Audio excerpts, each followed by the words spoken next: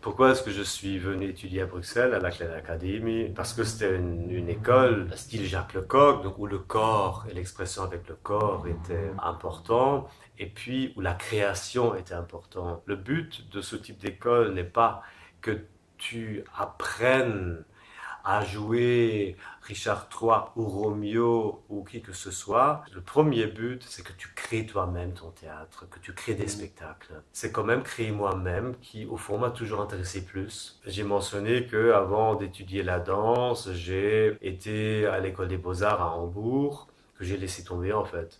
Et dans ma famille, en fait, on était fort beaux-arts. Et donc, on créait soi-même, en fait. Là, on danse, on crée aussi des chorégraphies, nous. Donc, oui, créer moi-même un truc m'était plus proche que prendre une pièce déjà écrite et juste la mettre en scène. Évidemment, on travaille sur un auteur qui existe. C'est génial.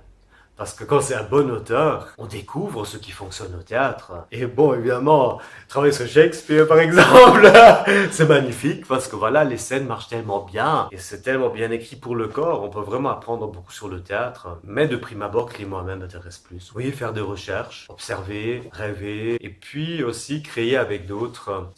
Oui, c'est tellement enrichissant. Et je pense que le théâtre te force à t'ouvrir aux autres et à échanger et de ne pas juste faire ce que tu as toujours fait parce que voilà, tu écoutes les acteurs ou le partenaire avec qui tu crées le spectacle et ça te donne vraiment la possibilité de trouver quelque chose que tu n'aurais jamais trouvé toi-même. Et ça, c'est génial en fait. Maintenant, évidemment, dans l'enseignement tel que je le fais, tu dois beaucoup inventer. Et souvent, tu inventes au moment même.